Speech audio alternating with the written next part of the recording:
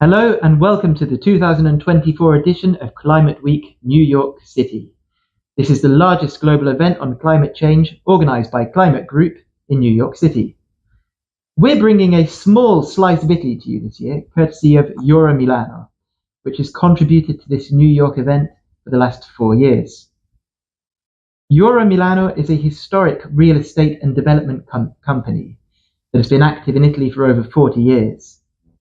Ahead of the curve in the country's real estate sector, it has long promoted economic and social sustainability, especially in involving local communities and inhabitants who are the real driving force behind the fight against the climate crisis. Today, we will talk about art as a tool for raising public awareness of environmental issues and for galvanizing communities. Together with 4 major international artists, we will explore their art, their relationship with their audiences, and the ways in which they advocate for a more caring culture. I'll now introduce Valeria Lorenzelli, who is District Manager of Italy's first smart district, Uptown, in Milan.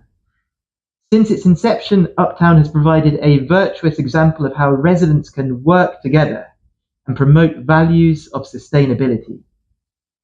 The district's many projects include a public art series, which is rooted in the belief that art can improve people's daily lives, bringing beauty to all and encouraging inhabitants to engage with environmental issues. Hi James, good morning everyone.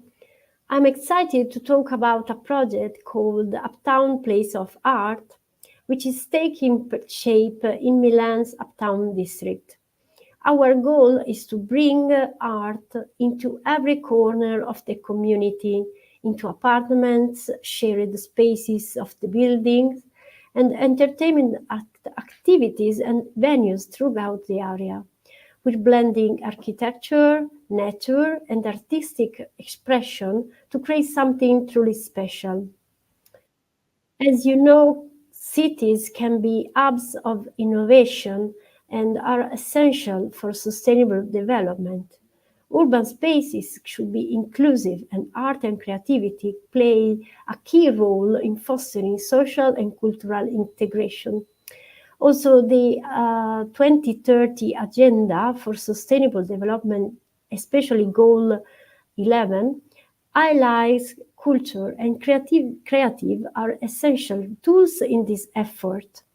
Art brings people together, and it's through urban placemaking projects that various groups can meet, collaborate, and shape the environment around them. Since 2017, we have launched numerous creative placemaking projects focusing on nature, biodiversity, and art. Place of Art aims to weave art into every part of Uptown Milan, from private residences to public spaces. With installations, events, and cultural initiatives, we are transforming the district in a place where beauty and culture are embedded in everyday life. Art and nature connect people to their surroundings in meaningful ways, creating new relationships and opportunities within physical spaces.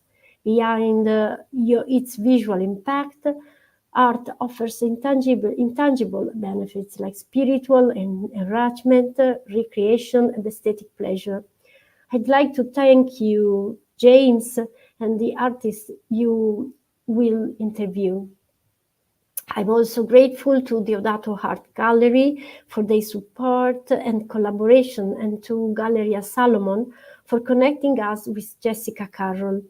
Through art, we can indeed make a difference in the fight to save our planet. And thank you, everyone. Thank you very much, Valeria.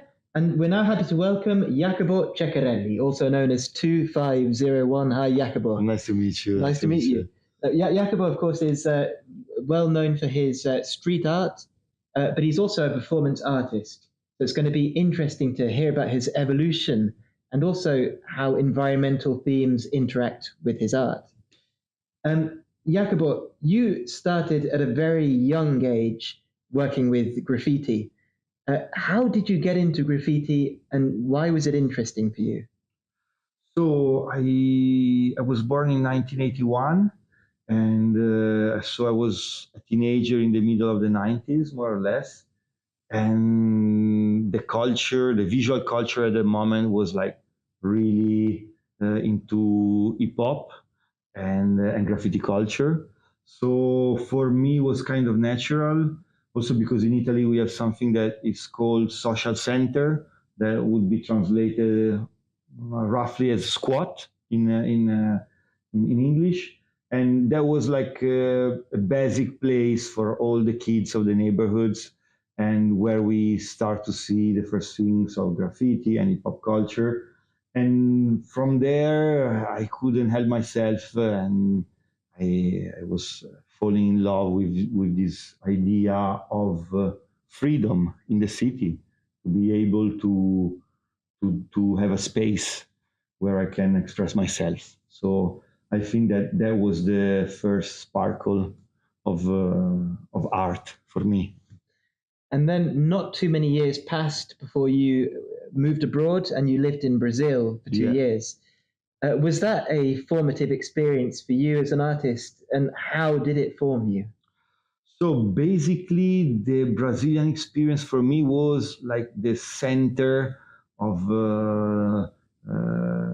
realizing that art was not just about graffiti. So for me, graffiti is letters, like doing letters on surfaces, on train or on walls. After high school, I was moving to São Paulo in Brazil.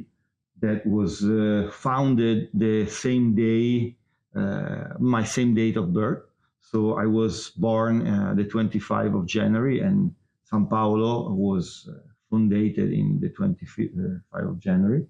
And so from there, I decided to like abandon my old tag, like my graffiti tag, and I decided to start to use this number as like to like took out the focus from the person, and like to try to focus more on the actual work.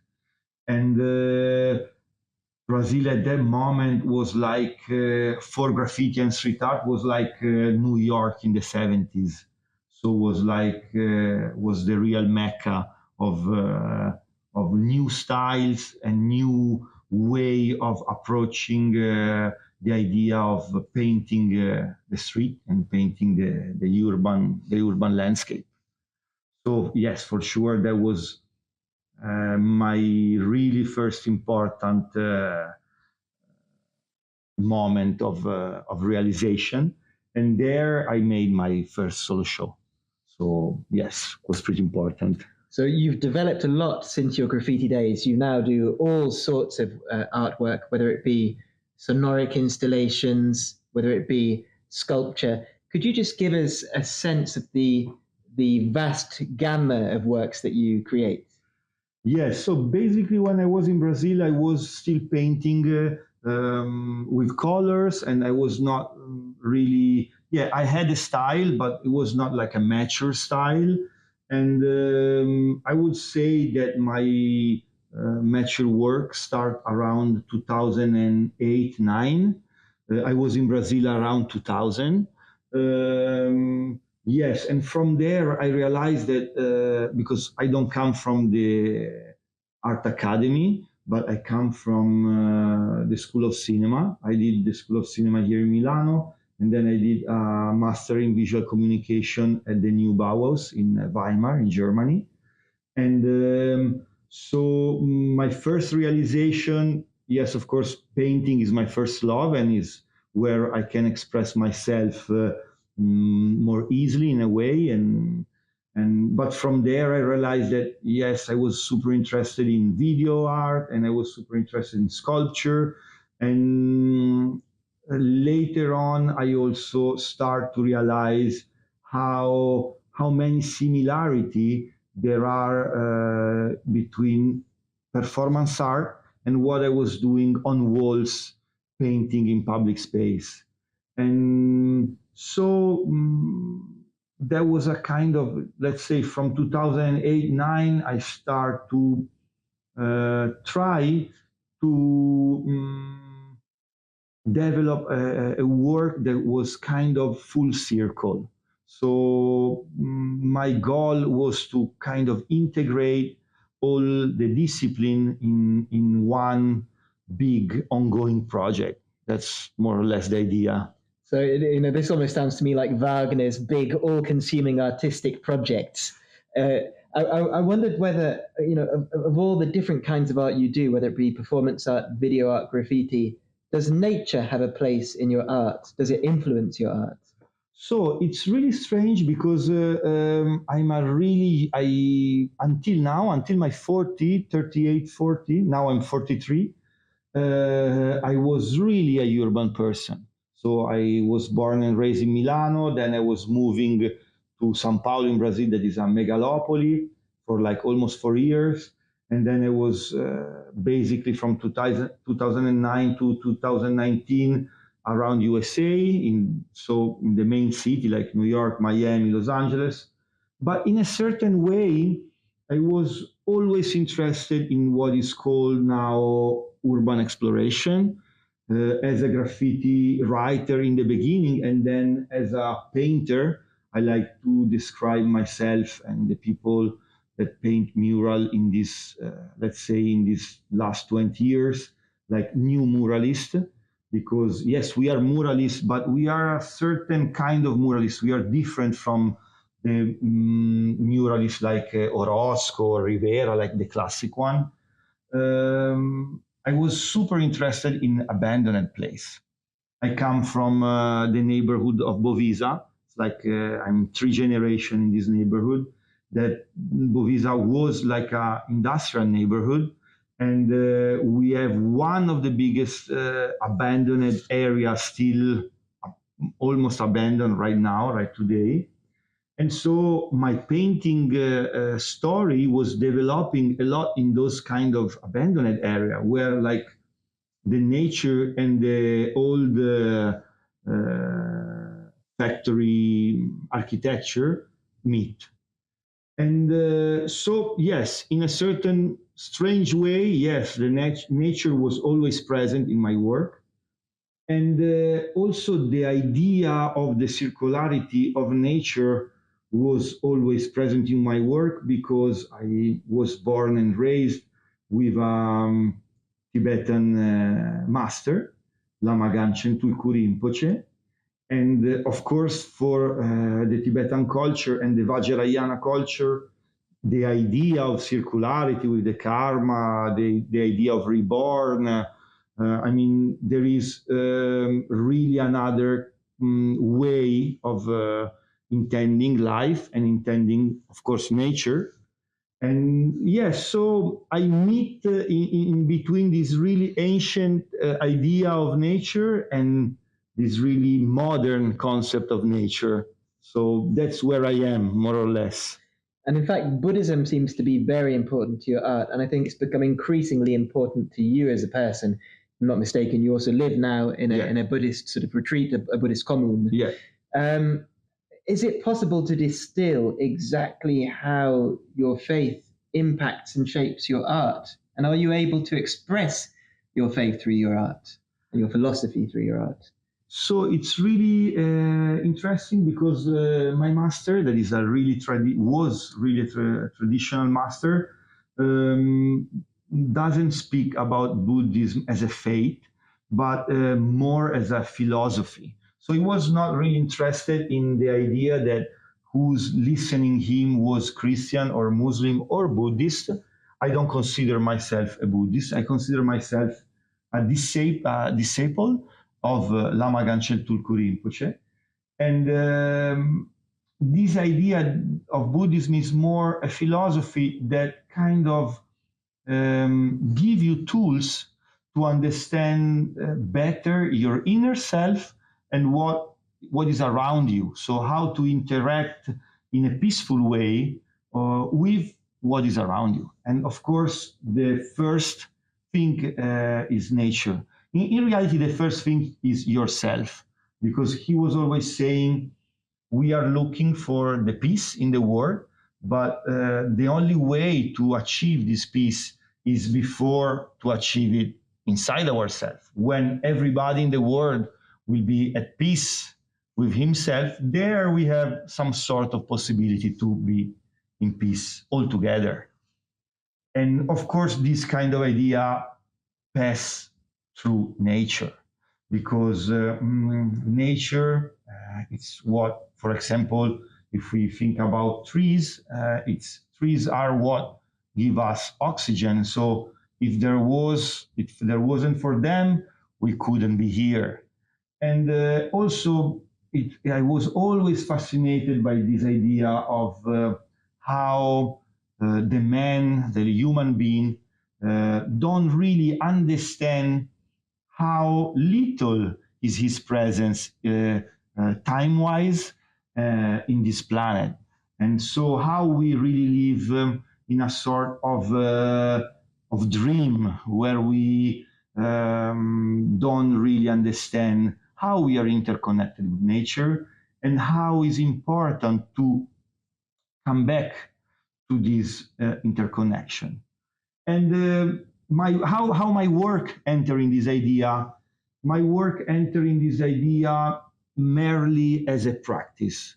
So as art is something that is not so practical, so it's a sort of meditation in a way, and help you to have more abstract thought about what is around you and how to find a more healthy way of interact with the environment at the end of the day. That's fascinating.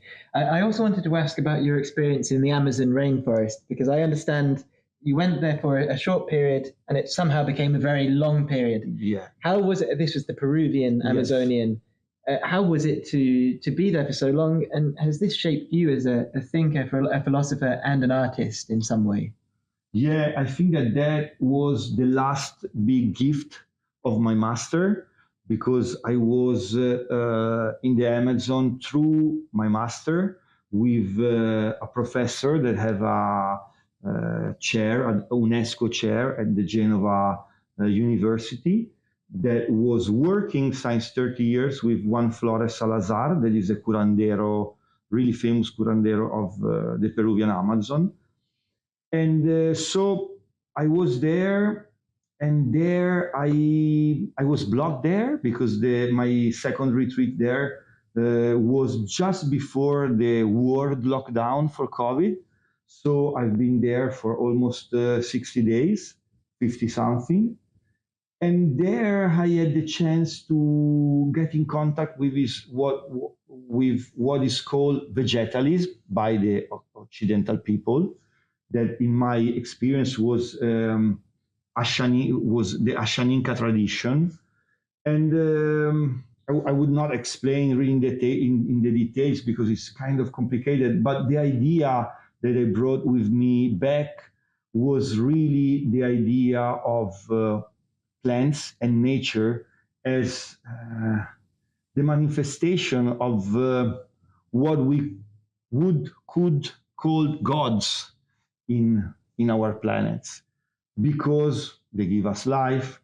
They are what let's say the data banks of all the experience that the planet Earth experienced, sorry for my English, during the last million of years. And so yes, it shapes my experience in a really strong way. And I would say that was like the experience that also brought me out of the city. Right now, exactly, I'm not living anymore in Milano. I'm living near Verbania, in a small village, 1 hour and a half from Milano, but in a totally different environment, with my 1 year, 8 month daughter. And yes, that was for sure thanks to the contact that I had the luck to have with those people in the Amazon, let's say. That was the last kick that sent me out of the city. Jacopo, it's been really fascinating to learn what's behind your art, and I know it will allow me to look at your art in a completely different way. So I now also look forward to seeing your next works of art. Thank you for being here with us. Thank you, James. It's been brilliant. And as we say goodbye to Jacopo, we will welcome our next speaker, Richard Orlinski, who is famous for his sculptures not only of nature, but animals. So, welcome to this series of art talks in occasion of Climate Week New York City 2004. And we're here with the French artist, Richard Orlinski, who's a very well-known figure. People will be used to seeing his multicolored sculptures of animals all over cities across the world. And he really is a chief exponent of the neo-pop art scene. So we're very lucky to have him here with us. Thank you very much, Richard, for being with us here. Thank you for. I'm also happy to be with you today. So, can we just start by introducing the viewers to your work, to your resin, aluminium, bronze sculptures? Yes. What you want me to say about that? Well, could you give us a sense of what you produce? Okay, I'm focused. At the beginning, I was very focused on the animals, because I think there is a very big relationship between humans and the animals. And I created at the beginning a concept called Born Wild. And what was about this concept? It was that, animals, they follow a virtuous circle, and they kill for something, for some reason, for eating. And we, as human, we seems to be, and we think we are more smart, more intelligent, but we kill for nothing. So sometimes my thought was that we have maybe to follow more what the animals do, because they respect the nature, they respect everything, and we are not doing this. So sometimes maybe we have to be to think about this, and that's why I create this concept. And this is a reflection, but I think it's till now it's more and more true. So you're famous for your diversity of animal sculptures, and you make them out of all sorts of materials. They tend to be brightly colored. Could you just tell us how you came to making animals? Why did you start making sculptures of animals in the first place? Okay, animals, it's very easy, because I think where we are kids, even you, when you was kids, we go to the zoo, we are looking at the cartoons, we are like the children is very close to animals always. So we are all big child. Some are keep this for the in the more longer, but I think in the humanity, the animals always in the Egyptian, in the Roman, all the civilization the animals are always present. It have a very important place in the world, in the human world. So I think, like everybody, when I was a kid, I was sculpting clay, animals in clay. I was sculpting like elephants, hippopotamus, and I was, I was offer this to my teachers, or my, all that stuff. I was like, this time I was very happy, and I want to be known about that. And I think I follow up and keep on making like those animals in clay. And after I moved to resin or other materials. So at what stage in your life was it that you started making these sculptures, and what had you done before? Oh, it's a very funny question, because I started when I was 4 years old, it was in the kindergarten. And that's why I just talk about. And then till was like 11, 12, I keep on doing this. And I stopped because it was not like, it was not hype, with the girls and everything to do like some stuff of like it was before Ghost, the movie. After Ghost, it was like good, but before Ghost, it was not so sexy. And then in the age of maybe 20 or 19, I start again to make some sculpture. And I didn't think before that it was possible to live with this passion. It's because we need money, and art, it's like not something sure. So I keep on study many other field. And one day in my life, when I was like successful in other business, I decide to change completely life and to try to be, to be what I really want to be from the beginning. And I start to design, to create, to make, like, to draw many different animals. And this is the way this thing starts. It was against all odds because nobody was believing in that. And maybe it's luck, maybe it's like I don't know, it's work. It's you have to give the chance to do something different in your life if you feel it, and that's what I did. So it sounds like you've come towards art, you've come away from it, you've come back to it in continuity, and it's really been a sort of a winding path. I just wondered whether now, of course, you're most famous for your animal sculptures. That is your trademark. Has it always been your trademark? Has that always been your main focus right from the beginning? Yes, the animal was really my main focus. But I have many dreams, and I love to be free to do whatever I want. So at the beginning, sometimes I was working with other subjects, and people say, "Oh, it's not Orlinski." Yes, what is Orlinski? And very early, I decided to show to my audience, to my public, that I can do whatever I want. And when something hurts me, when something I love something, I want to be able to do it. So that's why I make a lot of things about about the clothes culture. I make a jeans, I make a perfecto, like the American police. I make a lot of different known or unknown pieces, but I work every day on many other fields.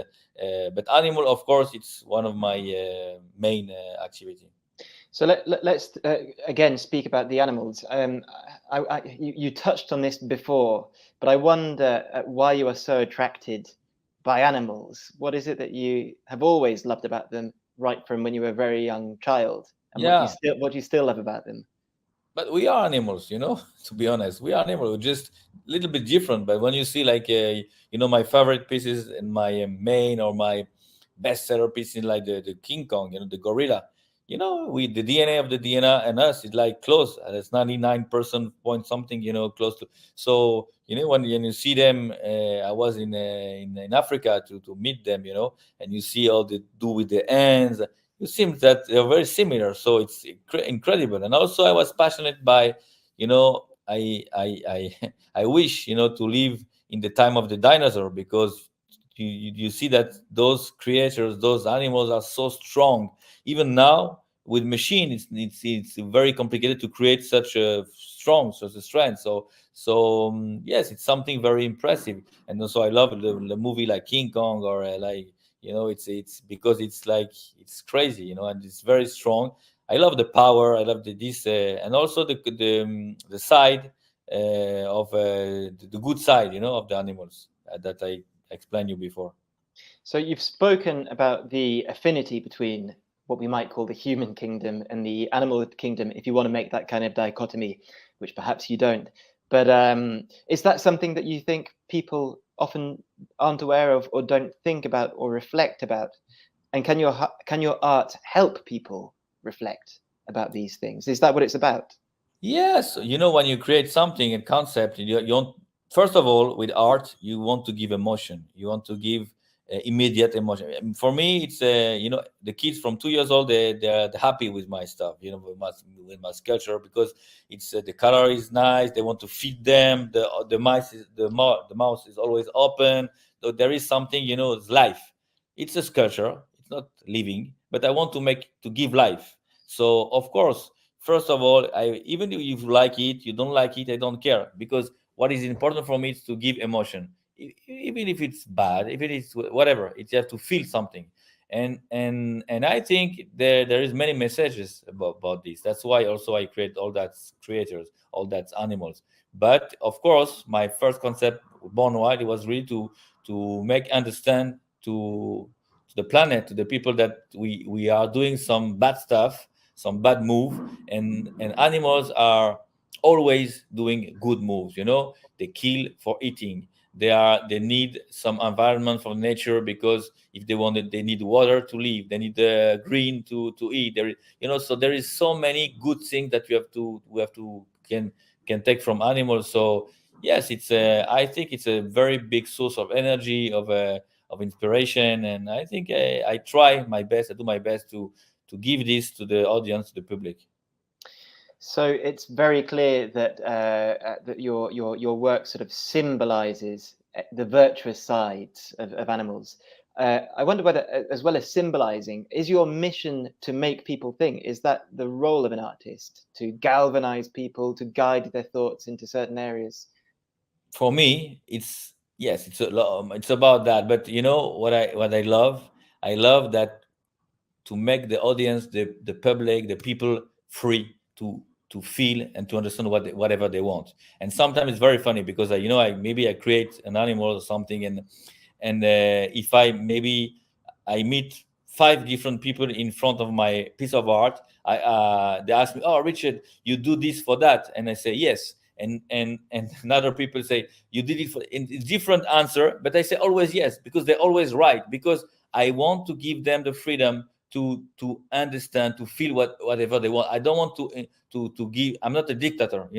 A lot of artists, they say, when you go to museum, you have like the record, you have the headphone, and say, "Oh, the artists want to say that and say that and say." I don't care about that. I want that the people be free and they're open. And art is complicated now, because for the kids, for everybody, when you're not involved in this industry, in this business, you seem to be like stupid. So I don't want that. I want that the people, they can feel comfortable with the vision of a piece of art, and they can feel whatever they want. And for me, this is the success of an artist.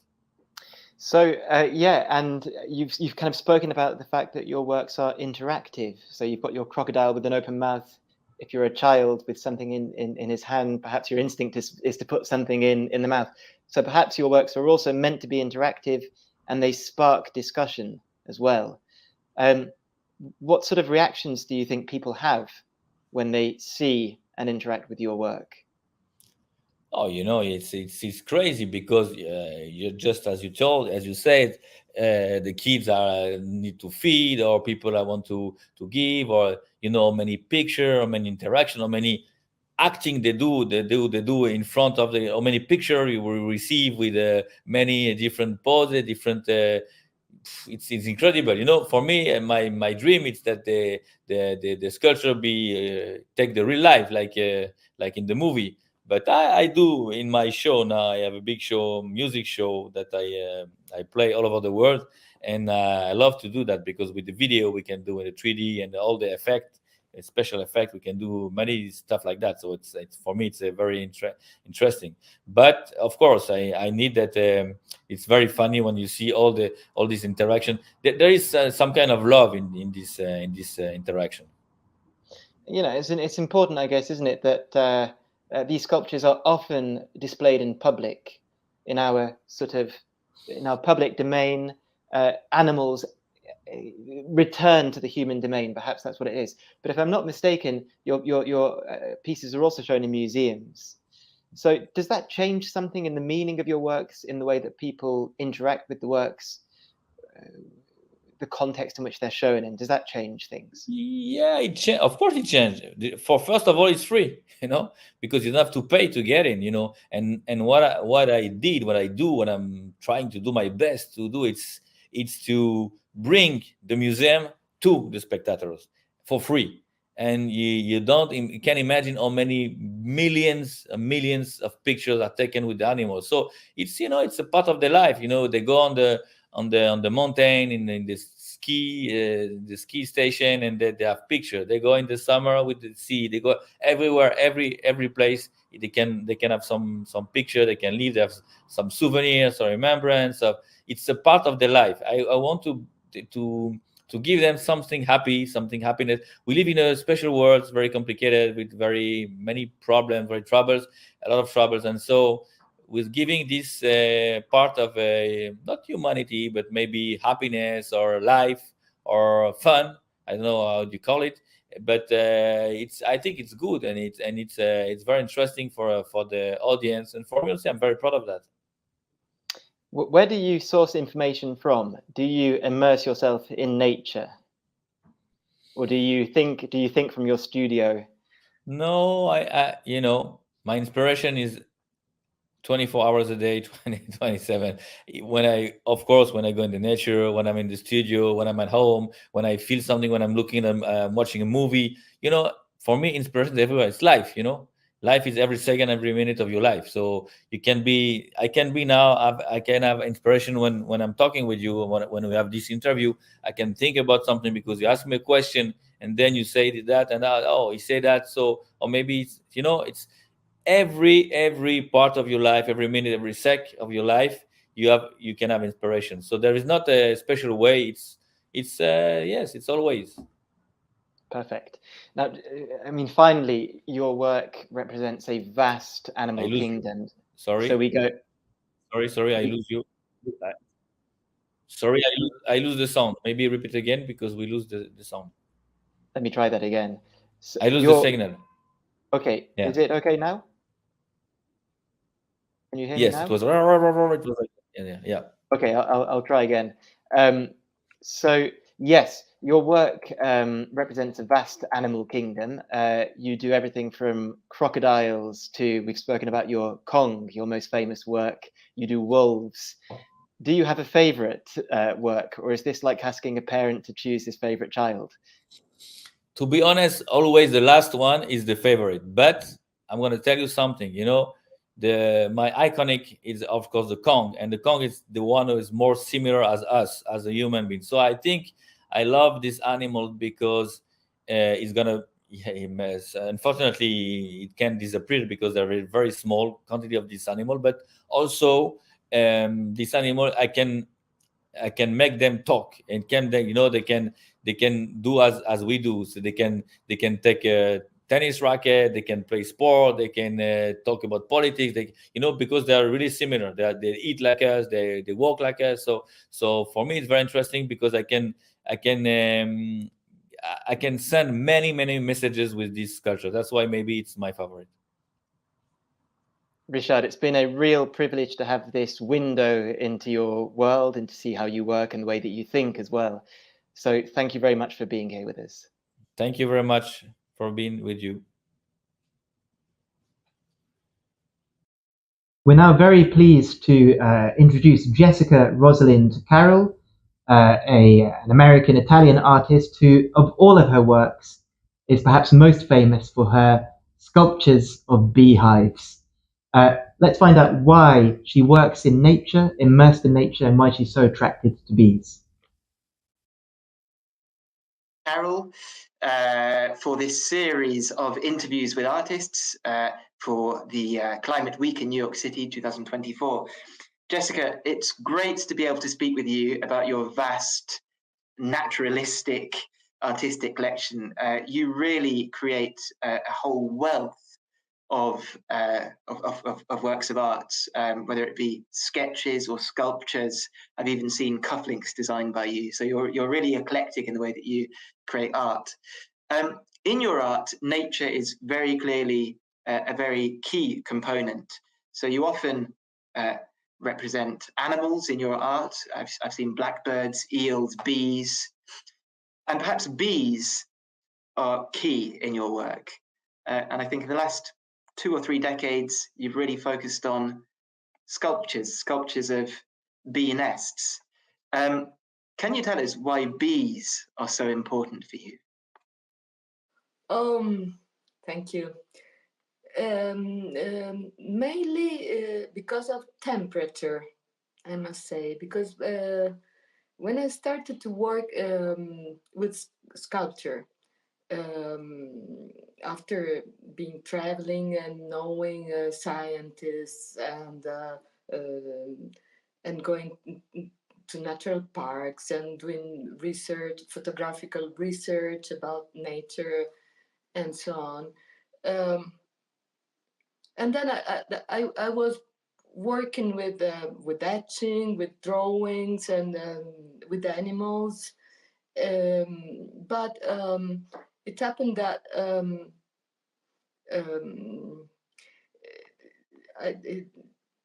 the fact was that I went once to visit a friend ornithologist in Piedmont, even if I was living in Rome. And he brought me to, he dressed me up as an apicoltore, and he brought me to visit the bees' nests, the arnie. And he made me this test that I had to recognize the queen. And I did it in 1 second. And then I came back, I went back to Poveromo, which is a place in Tuscany where I used to live for many years. And where I started sculpting, because it's a place nearby Carrara, half away from Carrara and Pietrasanta, so it's a place of sculpture. And I decided to build by myself a honeycomb to do it to be transformed in bronze in a foundry. And the fact is, why I say temperature, because actually to make the technique of lost wax, you have to use wax, which is the same product the bees do. So from ancient times, from the Bronze di Riace, etc., you use wax, mixed with resin and other stuff. And so I got 2 hemispheres done in wax of a ball, let's say like a football. And I started to work with some instruments in steel that I had to warm up, and I had to act like a bee. I had to imitate the way the bees build. And that was, from that time on, I never left the bees anymore. And this is temperature then, because the bees are very related with temperature in the way they build. It's clear that you are often inspired by animal behavior. So when you describe your art and what it represents, you often speak about swarm intelligence, you speak about group work. So is your art about expressing something about the animal kingdom that has meaning for humans? And do you seek inspiration in a particular way from the animal world? So this is about the concept of superorganism, which is a strange word that is not even very well known, but it's very, very important to me from many years, because when I was like 20, I started. It came to my mind, to my hands and to my eyes, a book by this Eugène Marais, who was a naturalist, Boerian, South African, who was observing termite mounds in the Transvaal region of South Africa, like for 12 years. Standing in front of a termite mound. And he discovered the concept of superorganism, which belongs to all social insects as bees, ants, termite, and others, but especially this one. And this the swarm intelligence, it's a very difficult concept, because it's been used in some other researches in recent years. But the main concept is a society of insects, in this case, that work together as a whole body. Is this something you try to express in your art in some way? Well, absolutely yes, because I think in a way we humans should be a little bit more as a superorganism. We should work together more and more efficiently and better. Yeah. Can we just think about the way that you work as an artist? Because I understand that you're based in quite a beautiful natural environment near Ivrea in Piemonte.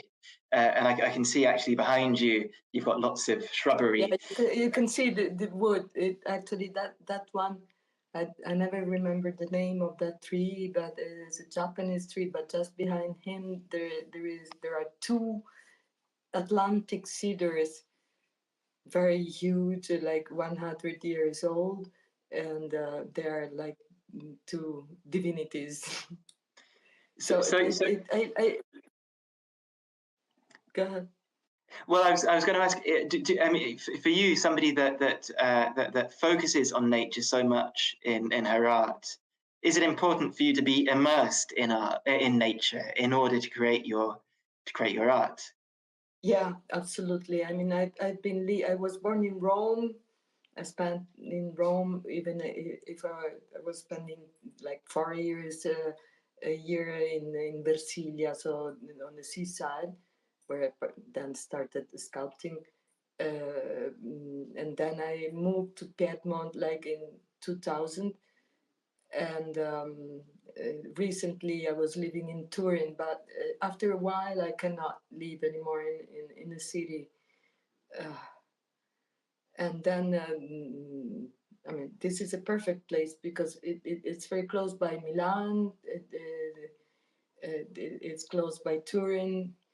Well, it's a bit up north, but on the other hand, I have this very northern origin, like Irish and Scottish. So maybe that's the reason why I'm moving up north. Thank you very much, Jessica. Our next speaker, Olvier Grossetête, is a wonderful street artist who loves to involve communities in the creation of his works and also in the destruction of them.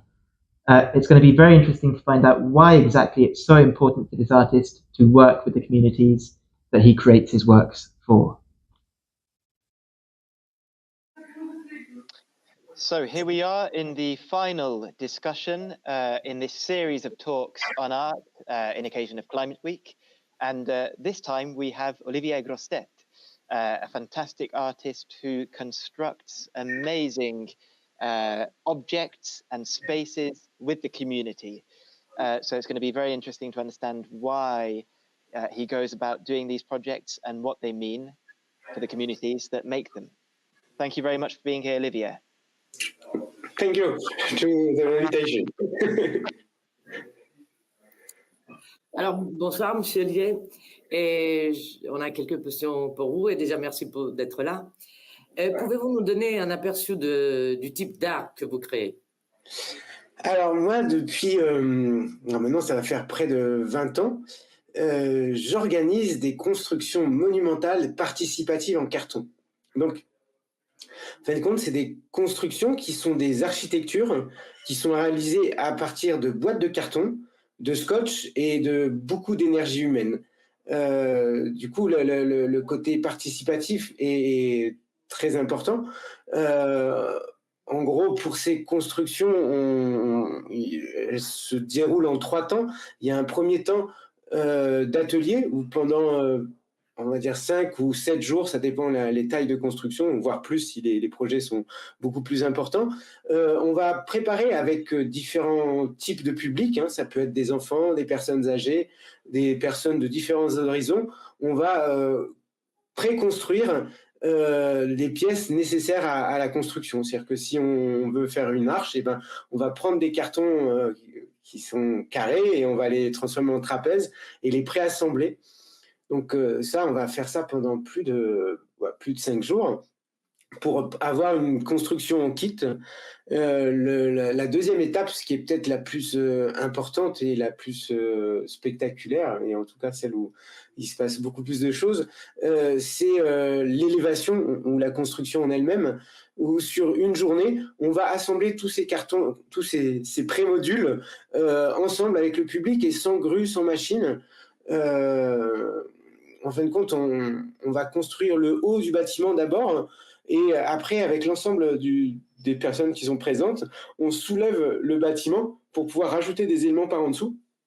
Pour moi, c'est vraiment un moment qui est assez fort parce qu'on ressent vraiment l'énergie humaine, on le ressent dans son corps. Et voilà. Et quand je dis que c'est des constructions qui sont monumentales, elles sont vraiment monumentales parce qu'on a un peu c'est un petit peu unique la façon dont on travaille, mais c'est des constructions qui peuvent... moi, je suis déjà monté jusqu'à presque 27 mètres de haut, juste avec des boîtes de carton. Après, c'est des constructions qui sont assez fines, comme ça, un genre de clocher, mais voilà, 27 mètres de haut, c'est quand même pas rien.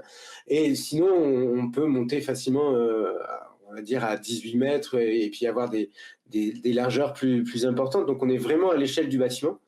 Et quand on soulève un bâtiment comme ça, tous ensemble, il y a vraiment une sensation de communauté et de force collective. Le dernier temps de la construction, c'est la démolition, parce que quand on construit ensemble, on va démolir ensemble. Pour moi, c'est un temps qui est aussi important parce que c'est une façon de signifier que c'est pas forcément l'objet final qui est important, mais bien tout le processus qui a du début à la fin. Voilà, en gros, l'aperçu de ce que je fais. Non, donc donc qu'est-ce que vous entendez, que entendez-vous par donc construction participative? C'est clair. Et surtout, quelles sont les différentes manières dont les citoyens participent à la création de vos œuvres? Alors, je dirais, comme je disais, il y a un petit peu ces deux temps. Il y a le premier temps pendant les ateliers, où alors là, on est en plus petit comité, hein, et du coup, ça permet des échanges et puis voilà, c'est un temps peut-être un peu privilégié avec moi ou mon équipe, hein, parce que je suis pas forcément sur tous les ateliers, mais il y a cette mise en place comme ça. C'est aussi un temps qui pour moi est important parce que c'est un moment où les gens vont s'accaparer le projet et du coup en parler et puis faire un peu de bouche à oreille qui lance l'énergie du projet. Ça arrive quelquefois aussi que les gens participent d'une façon ou d'une autre, soit au choix de la construction, soit à commencer à élaborer ou faire des propositions du type de construction. Et puis après, moi, je finalise, je garde quand même un petit peu le final cut. Et puis, il faut faire des plans qui vont tenir, hein, parce que quand on monte une construction à cette échelle-là, et ben, ça a beau être du carton, il y a quand même la loi de la gravitation qui rentre en jeu. Et d'un côté, il faut faire en sorte que cette construction puisse se structurer et tenir. Voilà. Pour moi, le côté participatif, il est super important, on va dire, parce que c'est un petit peu de l'anti-spectacle, quoi. Voilà, la plupart du temps, en tout cas dans l'art, le spectateur justement le public, il est spectateur. Là, il a une part vraiment active et il est même indispensable à la réussite du projet. C'est-à-dire que nous, on est une toute petite équipe, on est 3, et 3 personnes pour monter un bâtiment qui fait 20 mètres de haut, c'est complètement infaisable. Donc d'un côté, en demandant de l'aide aux gens, d'un côté, on leur rend ou on leur donne une importance, ils sont vraiment indispensables. Et je pense qu'il y a un jeu comme ça qui fonctionne assez bien sur ce côté d'être indispensable. Après, pour moi, ce qui est chouette dans la création, ou ce que j'aime en tout cas dans la création, c'est le moment où le rêve, l'imaginaire, l'utopie croisent le réel. Et pour moi, c'est là où ça se passe, c'est ça où il se passe. Et du coup, j'ai peut-être cette envie de partager ce moment-là avec le public et d'offrir ce moment-là au public, d'avoir la satisfaction de voir la chose émerger et croiser le réel. Parce que pour moi, une fois que la chose est finie, elle est finie et on passe à autre chose, quoi. Donc du coup, c'est vraiment ça que j'ai envie de partager avec les gens, et le fait de les impliquer, on va dire, c'est leur offrir ce moment-là. Voilà. Génial. Et que disent vos travaux sur la durabilité, l'élimination des déchets, et comment vos œuvres amènent les citoyens à réfléchir aux questions environnementales? Ouais, alors, pour moi, il y a plusieurs choses, hein.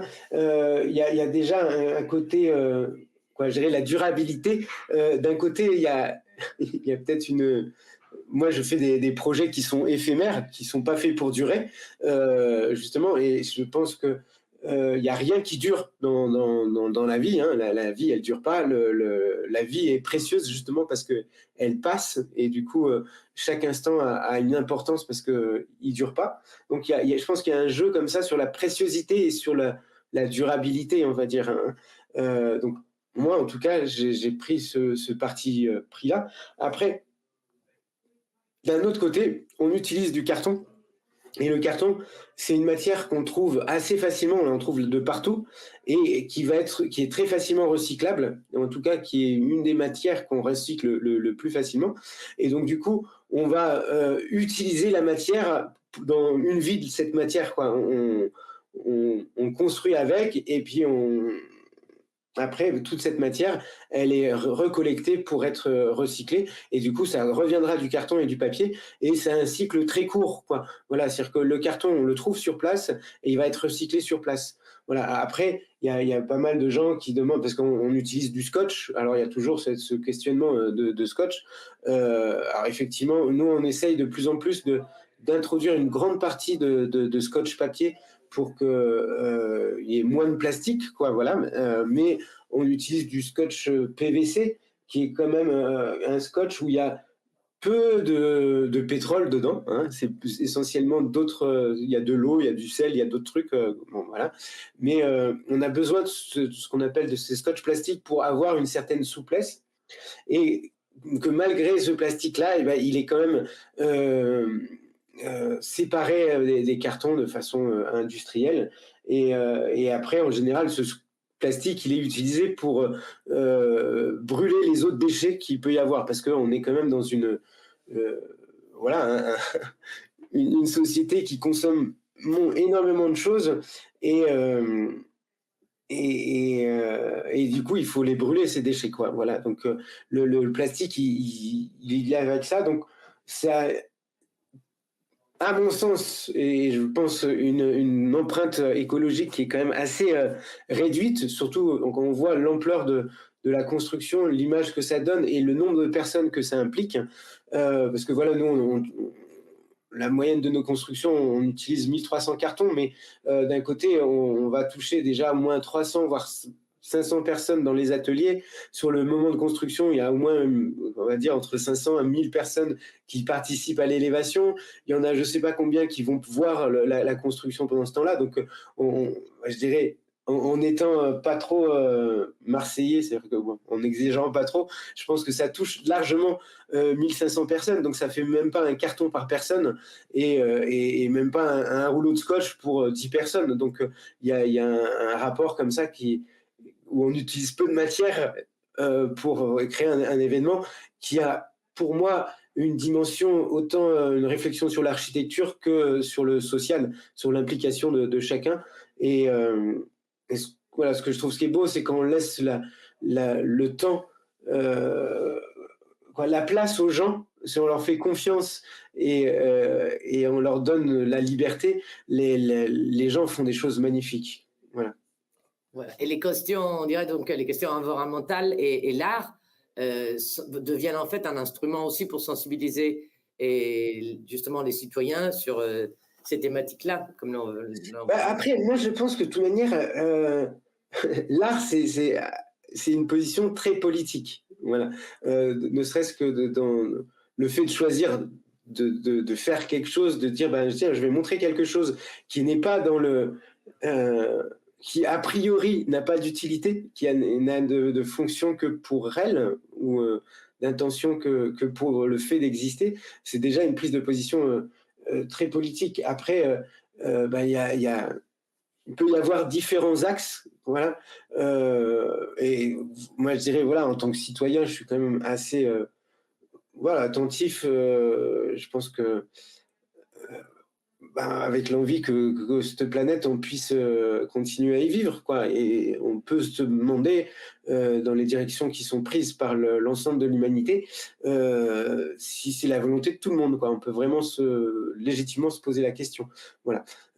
Donc du coup, oui, l'art est un moyen en tout cas, de poser des questions et de proposer d'autres façons de fonctionner. Voilà. Tant là, au niveau de l'écologie, de durabilité ou de position sociale et tout ça. Voilà. Et donc, et pourquoi donc le démontage final est-il un élément important et que nous apprend ce processus sur le tissu social et l'environnement, voilà.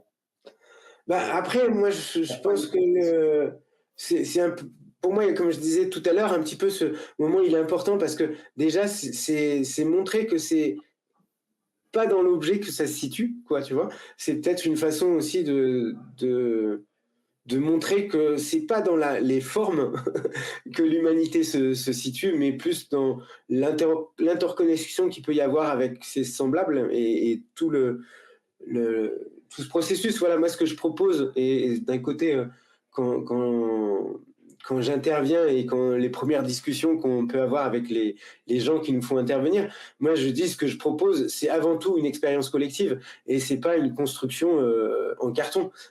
Ça passe par le médium d'une construction en carton, mais ce qui est le plus important, c'est l'expérience collective qu'on vit. Donc, le fait d'y mettre une fin, ça montre que c'est ce chemin-là qui est important.